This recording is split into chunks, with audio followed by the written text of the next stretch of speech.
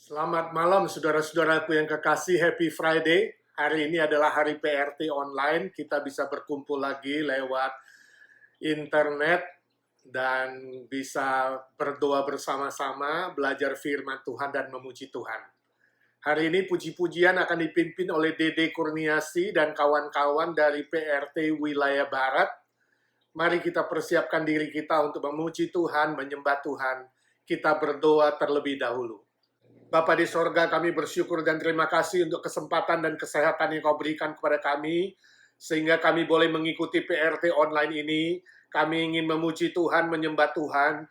Tuhan memberkati Dede dan kawan-kawan yang mengajak kami di dalam beberapa puji-pujian yang akan kami naikkan kepadamu. Tuhan menerima dan menikmati sembah sujud kami. Berdoa bersyukur dalam nama Tuhan Yesus, Juru Selamat dan Penebus kami yang hidup selama-lamanya. Amin. Dede dan kawan-kawan, saya persilakan.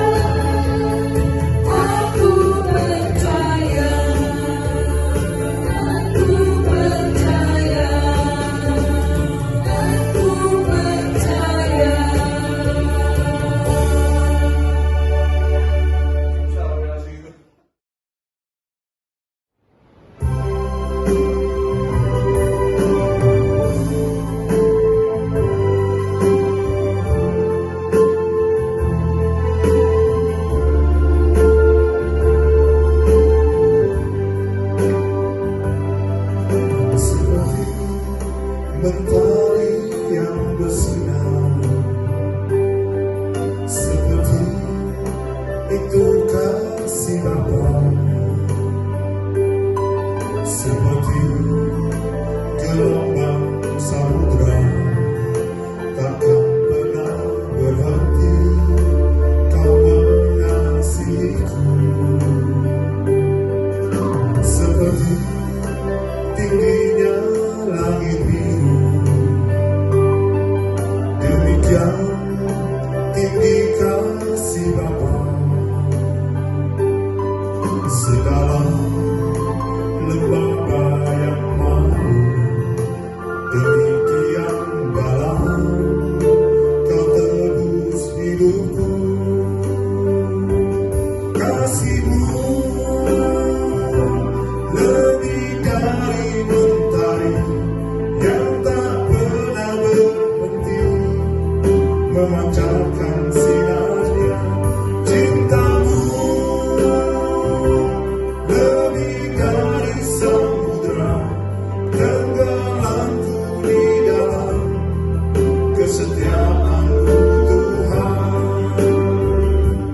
Terima kasih atas cinta-Mu.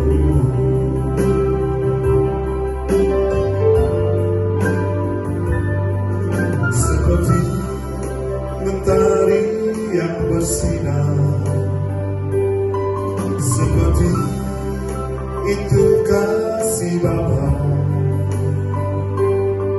Seperti gelombang samudra, takkan pernah berhenti kau mengasihiku. Seperti tingginya langit biru, demikian tinggi kasih Bapa. Sedalam lembah bayang laut, demikian dalam kau tebus hidupku. Kasih-Mu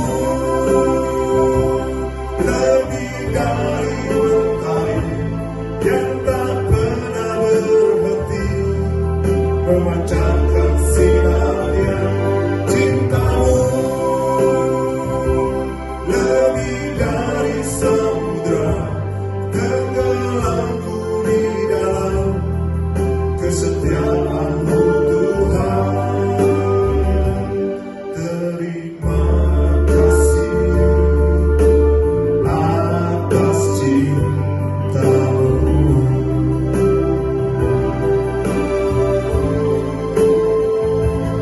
Terima kasih atas cinta-Mu.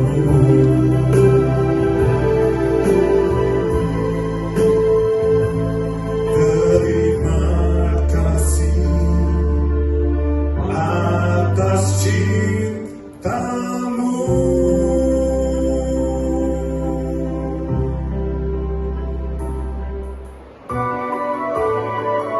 Saudara, ketika kita menghadapi pergumulan dan masalah hidup, kita percayakan semua persoalan ke dalam tangan kaki Tuhan, bahwa Dia kekuatan kita dan tempat perlindungan kita.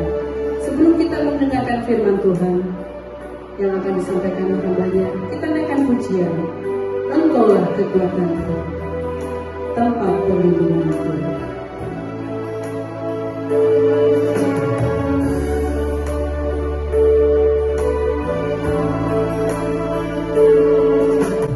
Engkaulah kekuatanku, tempat perlindunganku. Saat badai menerpa, aku tak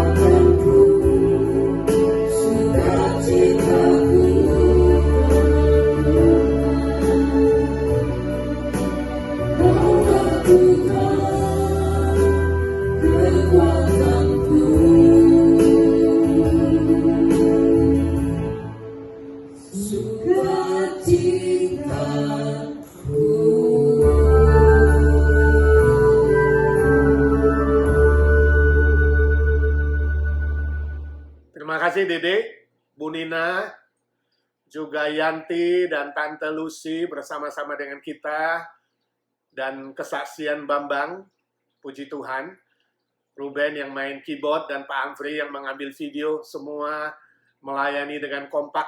Mari kita berdoa sebelum kita belajar firman Tuhan.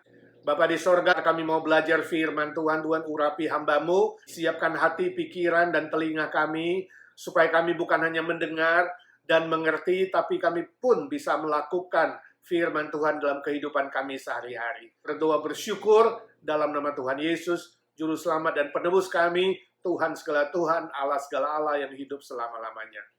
Amin. Saudaraku yang kekasih, kita akan lanjutkan seri pelajaran kita tentang mengenal Yesus Kristus. Minggu lalu adalah seri yang kelima, kita sudah belajar tentang kebangkitan Tuhan Yesus. Dan hari ini seri yang keenam, kita akan belajar tentang kenaikan Tuhan Yesus ke sorga.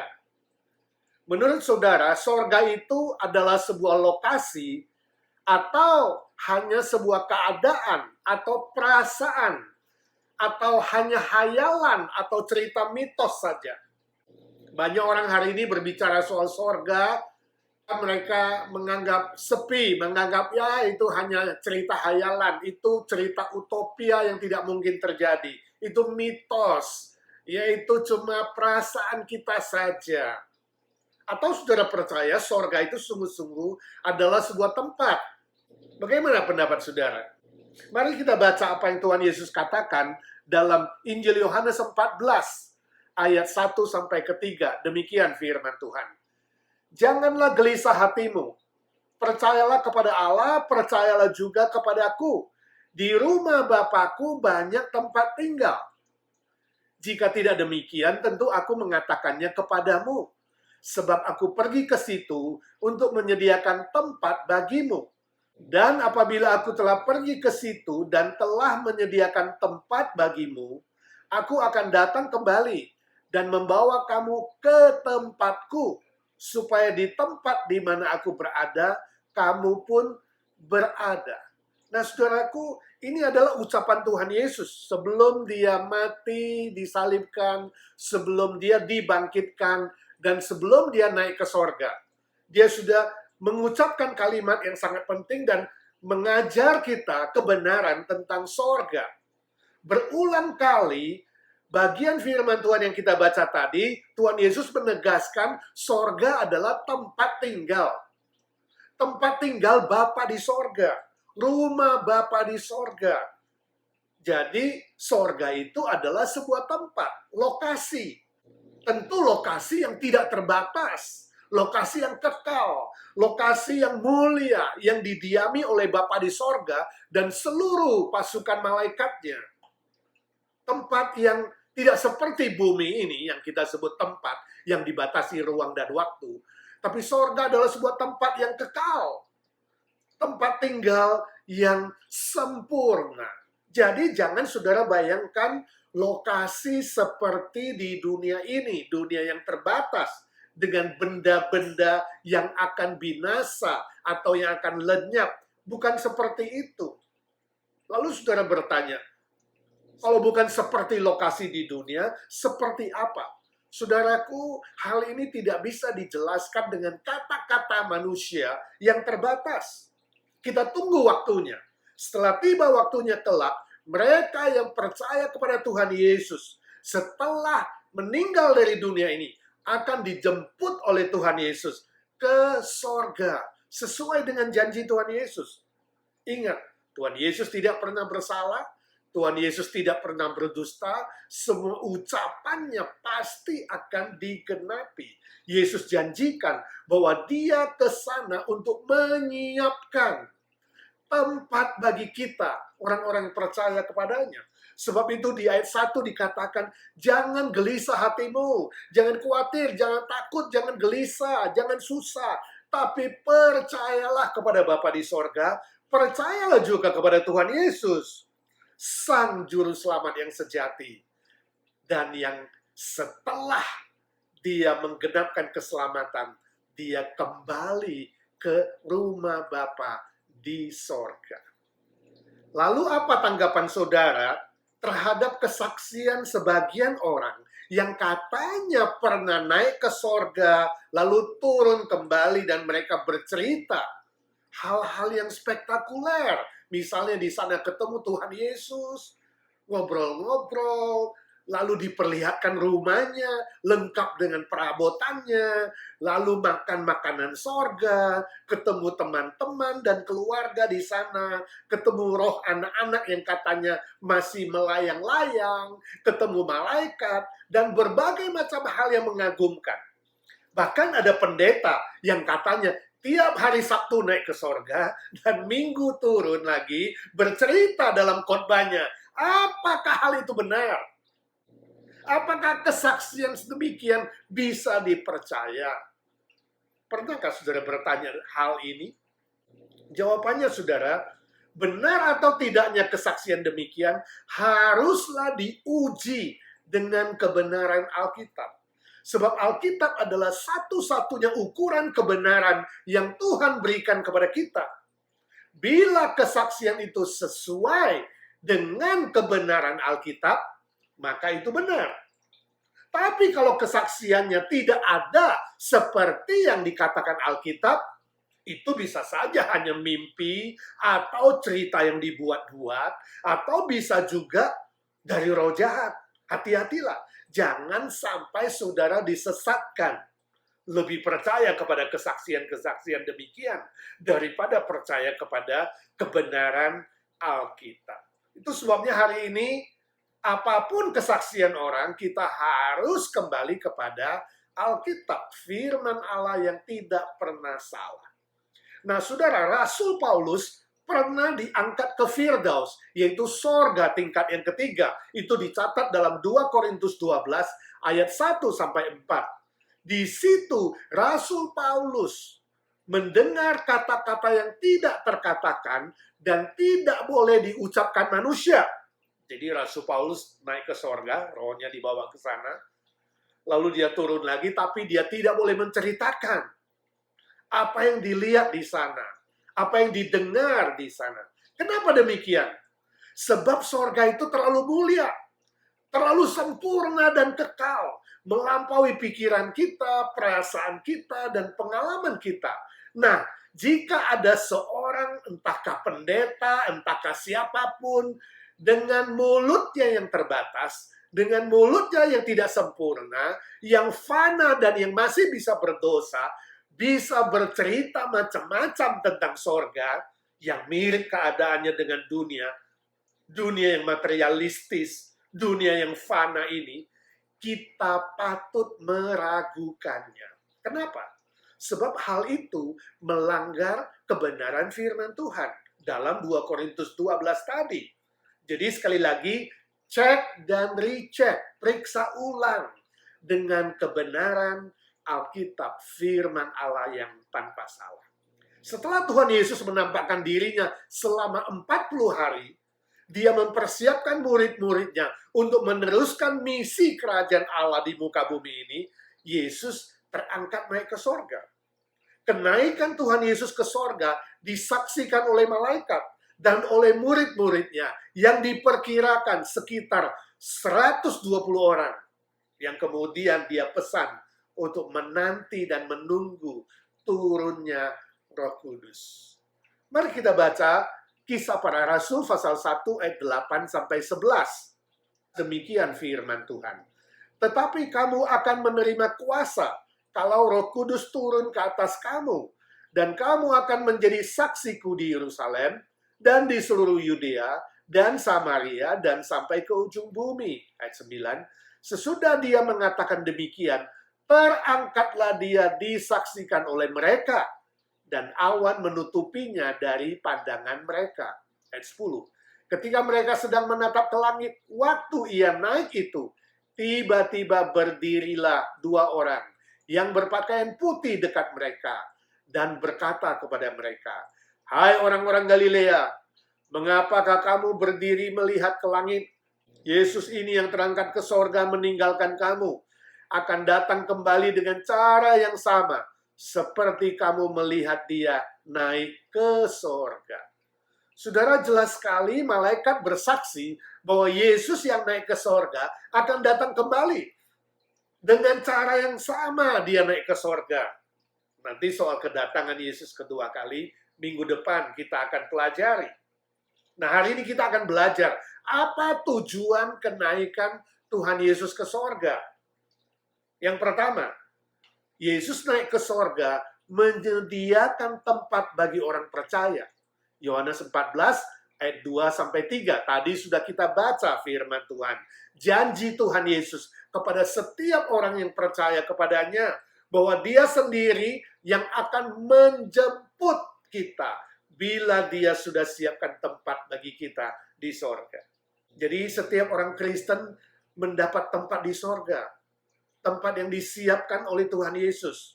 Nah, kalau ada orang yang bersaksi tadi dia naik ke sorga, dan sudah melihat tempat tinggalnya, melihat perabotnya macam-macam, ya.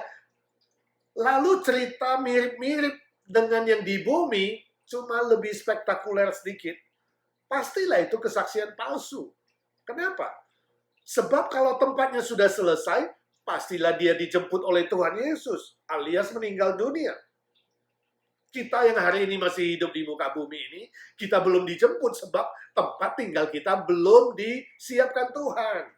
Masih dalam persiapan. Itulah perkataan Tuhan Yesus. Bila tempat tinggal kita sudah disiapkannya, Yesus sendiri yang akan menjemput kita ke sorga. Puji Tuhan. Indah sekali. Ini janji yang sungguh-sungguh menghibur dan menguatkan kita dalam kehidupan di dunia yang penuh dengan lika-liku, penderitaan, kesusahan, pergumulan, dan berbagai macam persoalan. Jadi firman Tuhan jelas sekali mengatakan orang Kristen yang sungguh-sungguh percaya kepada Tuhan Yesus, kalau dia meninggal dunia, langsung rohnya dijemput oleh Tuhan Yesus ke sorga. Tempat yang mulia, yang kekal. Jadi rohnya tidak gentayangan, atau rohnya harus masuk ke api penyucian, disucikan dulu di situ, atau rohnya dijemput oleh malaikat maut, atau misalnya dijemput oleh setan, macam-macam cerita itu kita tidak percaya. Tapi langsung dijemput oleh Tuhan Yesus sendiri. Ini adalah sebuah penghormatan yang luar biasa. Kita yang percaya menjadi milik Yesus Kristus. Dan dia akan pelihara kita, melindungi kita. Bahkan sampai mati pun, Tuhan Yesus sendiri yang menjemput dan membawa kita ke sorga yang mulia dan kekal. Dia tidak menyerahkan pekerjaan ini kepada orang lain. Kepada siapapun, termasuk malaikat. Terpujilah nama Tuhan Yesus selama-lamanya. Yang kedua, Yesus naik ke sorga mengutus Roh Kudus menyertai orang percaya. Yohanes 14 ayat 16-17. Demikian firman Tuhan. Aku akan minta kepada Bapa, dan dia akan memberikan kepadamu seorang penolong yang lain, supaya dia menyertai kamu selama-lamanya. 17, yaitu Roh kebenaran. Dunia tidak dapat menerima dia, sebab dunia tidak melihat dia dan tidak mengenal dia. Tetapi kamu mengenal dia, sebab dia menyertai kamu dan akan diam di dalam kamu. Saudaraku yang kekasih, ini perkataan Tuhan Yesus. Dia menjanjikan kepada semua murid-muridnya, kepada semua orang yang percaya, nanti setelah dia naik ke sorga, dia tidak tinggalkan kita sendirian, kesepian, atau seperti yatim piatu. Tidak. Tapi dia akan minta kepada Bapa di sorga untuk mengutus Roh Kudus turun ke dunia ini, menyertai setiap orang yang percaya selama-lamanya. Jadi ini salah satu tujuan yang sangat penting. Yesus naik ke sorga supaya Roh Kudus diutus oleh Bapa dalam nama Yesus turun ke dalam dunia. Walaupun orang Kristen itu baru percaya, baru lahir baru, imannya masih lemah, atau kadang masih terjatuh dalam dosa, Roh Kudus menyertai dia. Tidak pergi-pergi, tidak meninggalkan dia, menyertai selama-lamanya. Roh Kudus yang akan menginsyafkan dia dari dosa. Roh Kudus yang akan memberi peringatan, membimbing dan memimpin orang itu kembali ke jalan yang benar sesuai dengan firman Tuhan. Sebab Roh Kudus adalah roh kebenaran. Itu sebabnya bisikan Roh Kudus, pimpinan Roh Kudus, bimbingan Roh Kudus itu selalu sama dengan ajaran Tuhan Yesus dalam Alkitab. Tidak beda, tidak konflik satu dengan lainnya. Saudaraku, ini adalah anugerah Tuhan yang maha besar. Dan amat menghiburkan dan menguatkan kita, orang-orang yang sudah percaya kepada Tuhan Yesus. Sebab itu bersyukurlah untuk kehadiran Roh Kudus dalam hidup saudara. Dan mintalah kepekaan, sensitivitas atas bisikan suara Roh Kudus itu. Untuk memimpin saudara, menghibur saudara, menguatkan saudara dalam setiap lika-liku perjalanan hidup di dunia ini. Maka saudara bisa bertahan sampai pada akhirnya. Setia kepada Tuhan Yesus yang sudah naik ke sorga dan sedang mempersiapkan tempat bagi saudara. Yang ketiga, Yesus naik ke sorga menjadi pembela bagi orang percaya. Kita baca Roma 8, 34-35, kemudian 38 sampai 39, demikian firman Tuhan. Kristus Yesus yang telah mati, bahkan lebih lagi yang telah bangkit, yang duduk di sebelah kanan Allah, yang malah menjadi pembela bagi kita. Siapakah yang akan memisahkan kita dari kasih Kristus?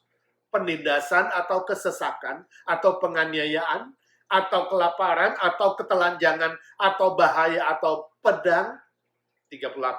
Sebab aku yakin bahwa baik maut maupun hidup, baik malaikat-malaikat maupun pemerintah-pemerintah, baik yang ada sekarang maupun yang akan datang, atau kuasa-kuasa, baik yang di atas maupun yang di bawah, ataupun suatu makhluk lain, tidak akan dapat memisahkan kita dari kasih Allah yang ada dalam Kristus Yesus, Tuhan kita.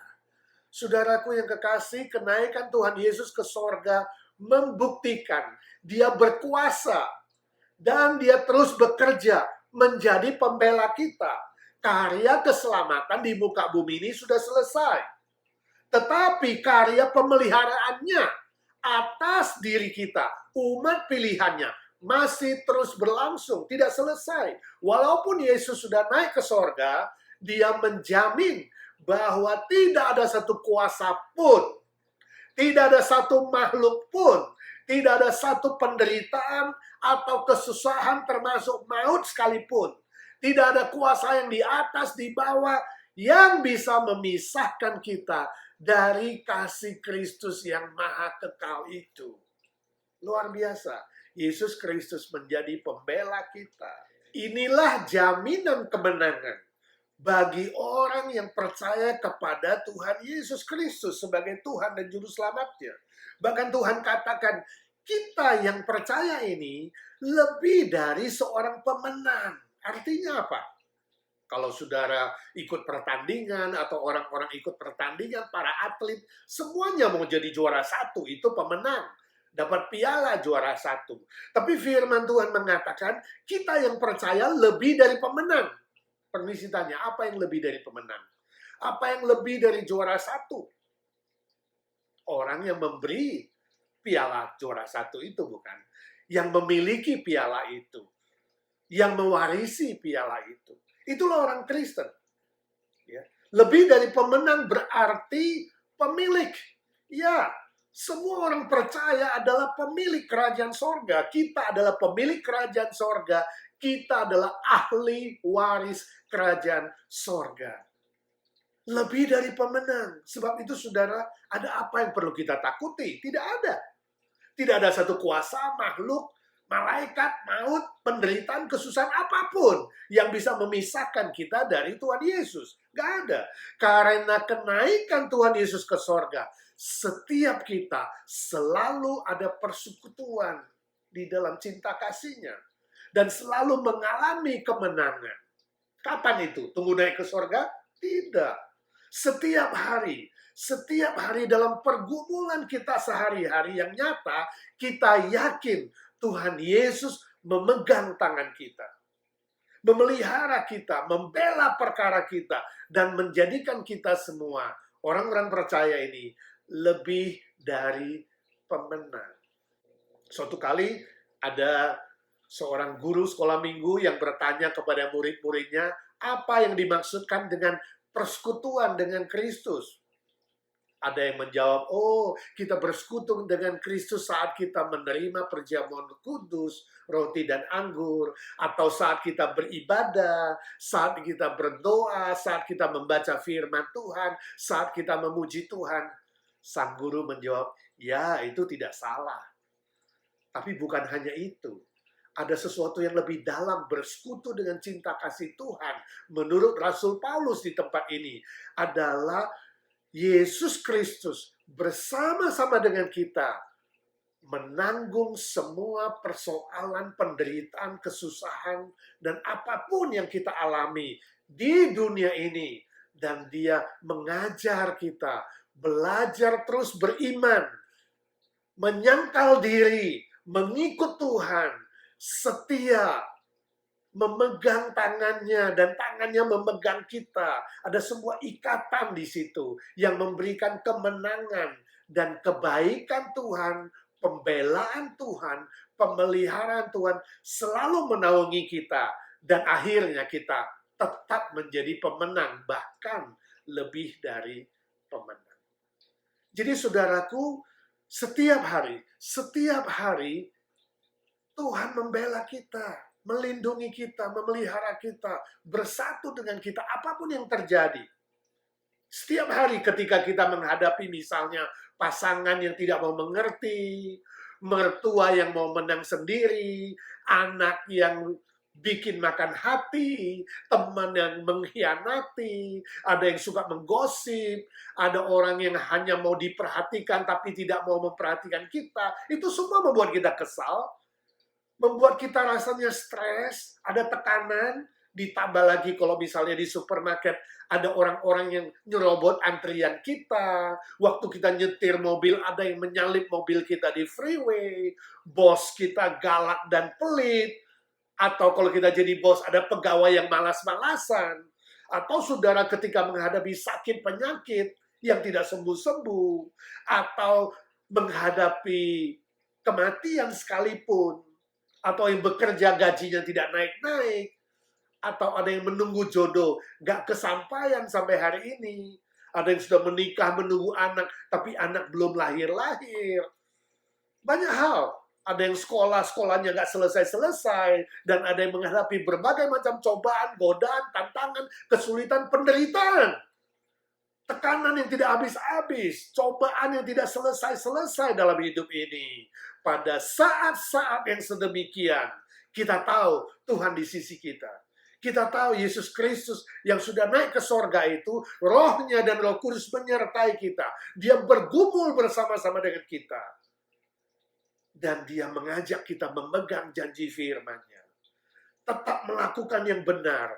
Maka saat-saat demikian saudara akan merasakan persekutuan yang indah dengan Kristus. Sebab dia ikut merasakan seluruh pergumulan kita, sekaligus dia menjadi pembela kita dan pemelihara kita, dan pasti akan memberikan kita kemenangan bahkan lebih dari seorang pemenang.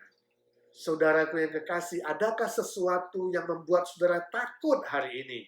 Mungkin takut miskin, takut jelek, takut tidak dikasihi, takut kesepian, takut sakit penyakit, atau takut kematian? Ingat, tidak ada sesuatu pun di dunia ini yang bisa memisahkan saudara dengan kasih Kristus yang ajaib, yang luar biasa, yang maha kekal, maha baik. Dia pasti akan memeliharamu, memegang tanganmu, menuntun langkah-langkahmu, memimpinmu, mengalami kemenangan demi kemenangan. Amin. Persekutuan dengan Kristus dan pemeliharaan Tuhan melampaui semua kesusahan dan derita yang ada. Jangan pernah putus asa, terus beriman, terus berharap, terus bersandar kepada kuasa kemenangan Tuhan Yesus yang sudah bangkit dan naik ke sorga bagimu. Yang keempat, Yesus naik ke sorga menjadi pengantara bagi orang percaya. 1 Yohanes pasal 2 ayat 1 dan 2. Demikian firman Tuhan. Anak-anakku, hal-hal ini kutuliskan kepada kamu, supaya kamu jangan berbuat dosa. Namun, jika seorang berbuat dosa, kita mempunyai seorang pengantara pada Bapa, yaitu Yesus Kristus yang adil. Dan dia adalah pendamaian untuk segala dosa kita. Dan bukan untuk dosa kita saja, tetapi juga untuk dosa seluruh dunia.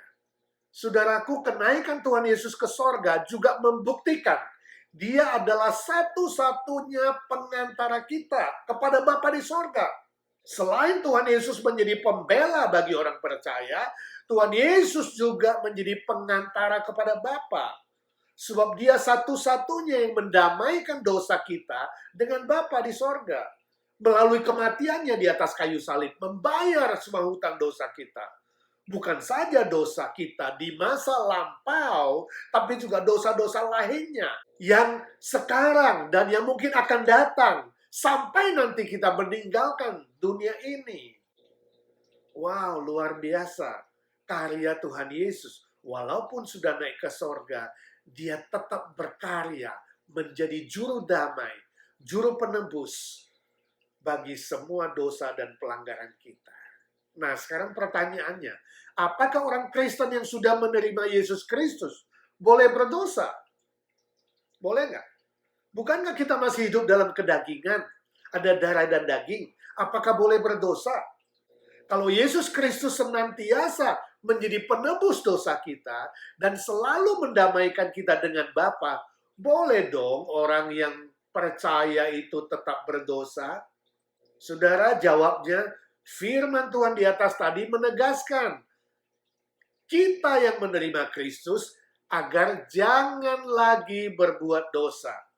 Jadi jangan berbuat dosa. Itu sebabnya firman Tuhan diberitakan. Ini perintah sekaligus kemampuan yang diberikan oleh Tuhan Yesus bagi orang percaya. Supaya kita bisa menolak dosa. Kita mampu melawan godaan dosa. Dan kita mampu tidak berdosa. Jadi Tuhan Yesus menyelamatkan kita supaya kita hidup kudus dan jangan lagi berbuat dosa. Namun sebagai manusia yang lemah, kadangkala bisa terjatuh dalam dosa. Nah, ini beda, saudara. Bukan boleh berdosa, atau sengaja berdosa, atau bermain-main dengan dosa, lalu kemudian minta diampuni, kemudian berdosa lagi, minta diampuni lagi. No, tidak boleh demikian. Itu namanya mempermainkan anugerah Tuhan. Firman Tuhan tegas, supaya kamu jangan berbuat dosa. Namun, kalau terjatuh dalam dosa, jadi bukan sengaja, jatuh dalam dosa, bukan hidup dalam dosa, bukan boleh berdosa, tapi terjatuh dalam dosa. Bukan sengaja mau berdosa, tapi karena lemah kemudian terjatuh.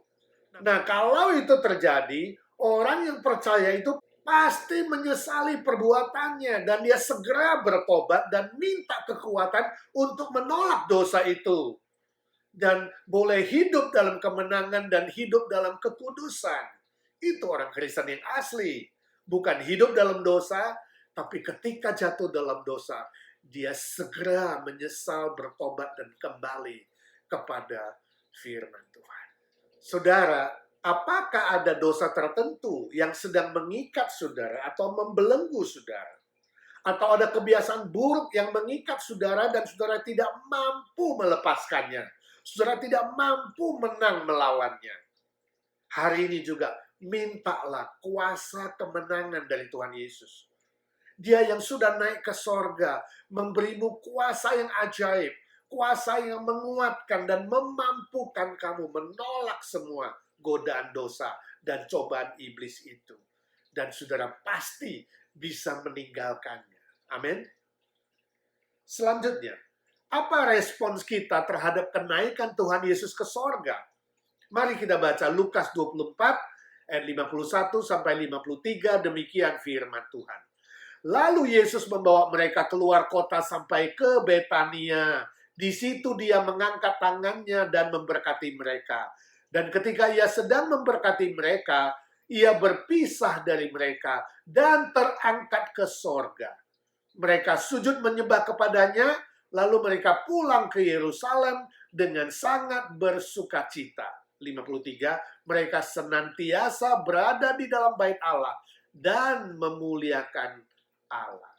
Saudaraku, murid-murid Tuhan Yesus meresponi kenaikan Tuhan Yesus itu dengan 3 hal. Menyembah Tuhan, bersukacita, dan senantiasa beribadah di bait Allah. Memuliakan Bapa di sorga. Saudara, ini adalah respon yang benar. Permisi tanya, bagaimana saudara meresponi kenaikan Tuhan Yesus ke sorga? Kalau saudara sungguh-sungguh yakin dan percaya bahwa Yesus sudah naik ke sorga, duduk di sebelah kanan Allah, menjadi pembelamu, menjadi pengantaramu, menjadi satu-satunya Tuhan dan Allah yang patut disembah dan dipuji, apakah respon saudara? Ingat saudara, jangan menyembah Allah lain atau berhala-berhala apapun. Termasuk kepercayaan kepada tahayul. Oh, pantang ini nggak boleh, pantang itu nggak boleh. Atau ada jimat-jimat, atau doa-doa mantra, doa-doa hafalan, atau percaya kepada benda-benda sesembahan lainnya. Buang itu. Atau bisa juga berhala itu berupa manusia yang dialahkan, yang dikultuskan, didewakan. Hati-hati. Hati-hati dengan semua bentuk berhala apapun. Sebab hanya Tuhan Yesus, satu-satunya Tuhan dan Allah yang patut disembah dan dipuji. Jangan saudara hidup sedih, susah, sungut-sungut terhadap apapun yang saudara hadapi di muka bumi ini. Ada persoalan dan kesusahan apapun, belajar bersukacita senantiasa di dalam Tuhan. Sebab kenaikan Tuhan Yesus ke sorga yang menyediakan tempat bagi saudara, tempat yang kekal, yang sempurna, yang indah, yang mulia itu melampaui semua kesusahan penderitaan di muka bumi ini. Yang terakhir, jangan malas atau bosan atau jenuh atau cari-cari alasan untuk tidak beribadah kepada Tuhan. Saudara tahu sendiri, apakah saudara setiap beribadah mempersiapkan hati, pikiran, dengan penuh mengasihi Tuhan, dengan kerinduan untuk datang ke hadirat-Nya, untuk memuji, menyembah, dan memuliakan Dia. Itu yang dilakukan para murid. Ingat, ibadah kita setiap hari Minggu adalah sebuah latihan, disiplin, latihan kesetiaan, latihan kesungguhan hati mencintai Tuhan dalam ibadah nanti di sorga yang kekal, yang mulia, yang indah selama-lamanya. Suatu kali, saudara, saya baca sebuah cerita tentang seorang bapak tua. Dia seorang pertapa di Cina yang sangat berbaik hati, sangat dermawan. Dia suka menolong orang-orang miskin. Setiap orang yang datang meminta tolong kepada dia, sang bapak pertapa itu mengeluarkan sebuah sumpit terbuat dari emas. Sumpit itu sumpit ajaib. Setiap benda yang disumpit oleh sumpit emas itu akan berubah jadi emas. Kadang-kadang dia menyumpit buah stroberi, dan setelah jadi emas, stroberi itu diberikan kepada orang miskin. Kadang-kadang yang minta tolong disumpitkan anggur, maka anggur berubah jadi anggur emas, dan orang yang meminta tolong itu dapat anggur. Atau kadang-kadang sumpit beras yang lebih kecil, atau sumpit jagung, atau apa saja yang bisa diberikan kepada orang-orang miskin. Dengan emas pemberian pertapa itu, banyak orang mendapatkan pertolongan dia. Suatu kali datanglah seorang anak kecil, dia menangis-nangis minta tolong kepada bapak pertapa itu. Kemudian bapak itu tersenyum dan berkata, "Nak, apa yang bisa saya bantu? Sebutkan kesusahanmu, sebutkan kebutuhanmu, apa yang kau mau, mintalah kepadaku." Kemudian anak itu berkata, "Pak Tua, aku mau minta sumpit emas, Pak Tua." Nah, pintar ya si anak. Dia gak mau disumpitkan sesuatu, dia mau sumbernya, dia mau sumpit emas, sumpit ajaib itu. Saudara, ilustrasi ini bukan mengajar kita menjadi orang yang serakah untuk dapat lebih banyak, bukan. Tapi mengajar kita untuk menjadi orang yang bijaksana, yang mengerti bahwa sumber lebih penting daripada buahnya. Ilustrasi ini mengajarkan kepada kita untuk mementingkan pribadi Tuhan Yesus, lebih bersyukur mendapatkan Tuhan Yesus daripada hanya mendapatkan berkat-berkatnya. Sebab Tuhan Yesus adalah sumber segala sesuatu. Ketika saudara mendapatkan Yesus Kristus, saudara mendapatkan segala-galanya. Percuma saudara minta berkat Tuhan, apa saja, segalanya, tapi saudara tidak mendapatkan Tuhan Yesus. Itu namanya sia-sia. Permisi tanya, sudahkah saudara mendapatkan Yesus Kristus yang naik ke sorga bagimu? Yang menyediakan tempat bagimu? Itulah harta kekayaan yang terbesar, yang melebihi emas, perak, kekayaan materi, nama yang tersohor, atau apapun di dunia ini yang sifatnya sementara. Ketika engkau memiliki Yesus Kristus yang kekal, yang segala-galanya, sesungguhnya engkau memiliki segala-galanya. Bahkan sorga pun menjadi milik saudara. Bila saudara belum memiliki Kristus, percayalah sepenuhnya kepada Tuhan Yesus sebagai Tuhanmu, Juru Selamatmu, sebagai Allahmu, pembelamu. Terima dia sebagai pengantaramu satu-satunya kepada Bapa di sorga. Dialah Tuhan dan Allah yang patut dipuji dan dipuja. Dengan rendah hati, undang dia masuk ke dalam hidupmu dan seluruh kehidupanmu. Maka engkau memiliki pribadi Yesus Kristus yang melampaui apapun di muka bumi ini. Nah, bila saudara sudah beriman kepada Yesus Kristus, bersyukurlah untuk kenaikan Tuhan Yesus ke sorga bagimu. Dia menyediakan tempat bagimu. Dan permisi tanya, apakah selama ini saudara hanya mencintai berkat-berkatnya saja? Ataukah saudara lebih mementingkan pribadi Kristus? Lebih mencintai pribadinya daripada mencintai berkat-berkatnya?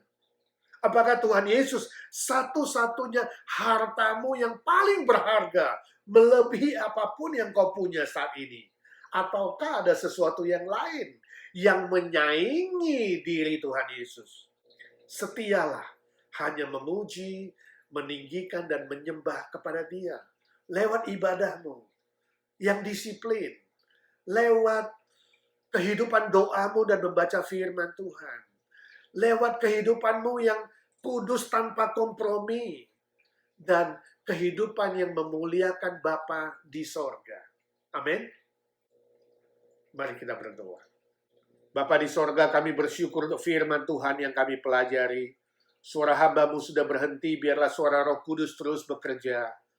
Menolong setiap kami, bukan hanya menjadi pendengar-pendengar firman, tapi kami semua menjadi pelaku-pelaku firman. Tuhan Yesus, terima kasih Engkau naik ke sorga buat kami yang sudah percaya. Tolonglah kami hidup di dunia ini tidak gelisah, tidak takut, tidak gentar. Tapi kami tetap kuat, bertahan, bersekutu dengan-Mu. Mengalami kuasa pemeliharaanmu, pembelaanmu, dan kami boleh setia meresponi dengan sukacita yang maha besar, sukacita sorga, dan meresponi dengan setia menyembahmu, beribadah kepadamu, memuji dan memuliakan namamu, ya Tuhan. Saat ini kami berdoa untuk saudara-saudara kami yang lemah tubuh. Kami secara khusus mendoakan Pak Agung yang sudah selesai mengalami operasi. Saat ini dalam pemulihan, Tuhan Kau mengasihani dia. Tempat-tempat operasi masih sakit, Tuhan menjamah, menumpangkan tangan-Mu. Dalam nama Tuhan Yesus, pulihkanlah dia secara sempurna. Berkati obat yang diminum, berkati istirahatnya. Kami juga berdoa untuk Mbak Tuti yang menemani. Tuhan beri dia kesehatan, kekuatan, dan juga sukacita dalam melayani melayani, dan sungguh-sungguh tepat pada waktu Tuhan, Pak Agung boleh sehat sempurna, dan boleh kembali lagi beribadah bersama-sama dengan kami. Ya Tuhan, saat ini kami juga berdoa untuk saudara-saudara lain yang dalam pemulihan. Tuhan memberkati satu persatu, Tuhan tahu. Secara khusus berdoa untuk Arthur, Tuhan jamah dia, tumpangkan tangan-Mu, beri dia mujizat-Mu Tuhan, supaya depresinya cepat sembuh, dan nama Tuhan boleh dimuliakan. Sakit yang memohon mujizat Tuhan, kami berdoa dalam nama Tuhan Yesus. Tuhan tumpangkan tangan dan Tuhan sembuhkan yang sakit. Yang lemah Tuhan kuatkan, yang hampir terjatuh Tuhan angkat kembali satu demi satu ya Tuhan. Kami berdoa untuk semua senior kami, Tuhan memberkati mereka.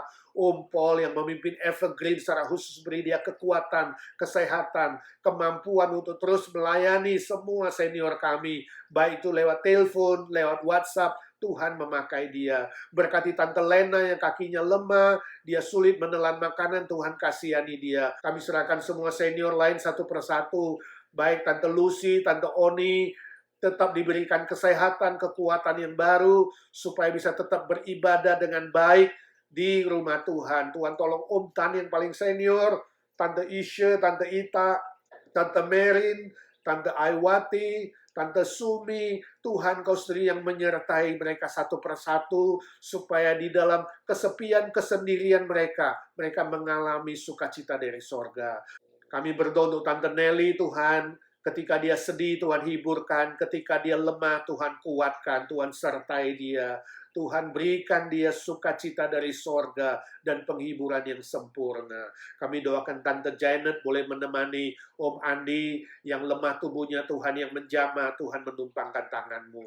Tuhan siapkan Tante Evi Tamarindang yang akan operasi katarak, kami berdoa dalam nama Tuhan Yesus. Tuhan siapkan dia secara mental, fisik, iman, dan sungguh-sungguh dengan mata iman kami yakin operasi berjalan dengan sukses dan dia boleh melihat lagi dengan lebih jelas. Berkati Om Budi Pualamsyah, Om Chai Hee, Ci Suat, Ko Chun Hong, Ci Eti, Ci Huai In, dan semua senior-senior lainnya. Tuhan tahu mereka satu persatu yang tidak kami sebutkan namanya. Ya Tuhan, lindungi mereka siang dan malam. Tuhan jauhkan mereka dari semua virus sakit penyakit. Tuhan berkati mereka dengan sukacita, damai sejahtera dari sorga. Berkati anak mantu cucu, hormat orang tua, takut akan Tuhan, dan boleh memelihara orang tua mereka. Kami berdoa ya Tuhan untuk majelis aktivis dan seluruh jemaat Tuhan boleh tetap kompak, sehat, dan sukacita dalam beribadah dan melayani Tuhan. Tuhan menyertai satu persatu. Kami berdoa rencana ulang tahun IGNC ke-14 pada minggu ketiga. Tuhan Engkau sendiri yang menyertai, supaya melalui semua acara, setiap orang yang hadir boleh ikut bersyukur dan mengalami berkat-berkat Tuhan. Terima kasih Tuhan, kami doakan retret sehari Thanksgiving. Tuhan sendiri yang menolong, supaya acara yang dilakukan boleh membangun kekompakan dan kebersamaan yang indah di dalam Tuhan. Ya Tuhan, kami berdoa untuk tim musik dan tim ibadah. Tuhan menolong, memberkati juga sound system, recording, editing, semuanya bisa berjalan dengan baik, agar jemaat Tuhan bisa menikmati ibadah yang memuliakan Tuhan, baik di gereja maupun lewat online. Terima kasih Tuhan, kami doakan Amerika secara khusus ya Tuhan, setelah pemilu, ya Tuhan sampai saat ini belum final siapa menjadi pemenangnya. Kami berdoa Tuhan supaya pemerintah boleh menangani sebaik-baiknya, seadil-adilnya, dan kami berdoa Tuhan untuk keamanan setelah pemilu ini, supaya tidak terjadi hal-hal yang tidak diinginkan. Sementara Amerika juga belum pulih dari pandemi COVID-19, Tuhan mengasihani. Kami doakan Indonesia, negara kami tercinta. Tuhan juga tolong dalam masa pemulihan COVID-19 ini, supaya rakyat mengalami kesejahteraan, supaya ada kestabilan politik dan ekonomi. Segala gejolak-gejolak di sana, Tuhan menolong pemerintah bisa menyelesaikannya dengan sebaik-baiknya. Kami doakan keluarga Handai Tolan, family kami di sana, satu persatu, dan teman-teman. Tuhan berikanlah mereka damai sejahtera-Mu. Yang sudah mengenal Tuhan, setia kepada Tuhan. Dan yang belum mengenal Tuhan, biar dengan cara dan waktu Tuhan, mereka boleh diselamatkan oleh Tuhan. Terima kasih Tuhan, kami doakan pergumulan pribadi kami masing-masing saat ini. Tuhan, Kau sendiri yang mengetahui bagaimana anak-anak-Mu satu persatu Tuhan, baik kesehatan, pekerjaan, sekolah, bisnis, keuangan, soal teman hidup, soal status dan pergumulan-pergumulan pribadi lainnya. Tuhan, dengarkan doa anak-anak-Mu. Terima kasih Tuhan Yesus, Engkau sudah mendengar doa kami. Sebab kami minta di dalam satu nama Tuhan Yesus Kristus, yang sudah naik ke sorga, menyediakan tempat buat kami, menjadi pembela kami, menjadi pemelihara kami, menjadi pengantara kami satu-satunya kepada Bapa di sorga. Kami berdoa dan memohon berkat Tuhan. Amin. Saudara, izinkan saya berikan beberapa pengumuman. Yang pertama, PRT online, Jumat depan 7.30, kita akan lanjutkan studi kita tentang mengenal Yesus Kristus, seri yang ke-7 yang terakhir. Kita akan belajar tentang kedatangan Tuhan Yesus kedua kali. Yang kedua, ibadah minggu pagi, 8 November, 2 hari lagi, di gereja, pukul 11, seperti biasa. Ibadah minggu sore, tetap online, pukul 6. Saudara, siapkan hati dengan baik, walaupun ibadah online, beribadah dengan disiplin, dengan serius, dengan hati yang mengasihi Tuhan. Yang ketiga, yang terakhir, sesudah PRT ini, tetap ada acara interaksi, jam 8.30 sampai 9.20, sampai bertemu. Tuhan memberkati saudara.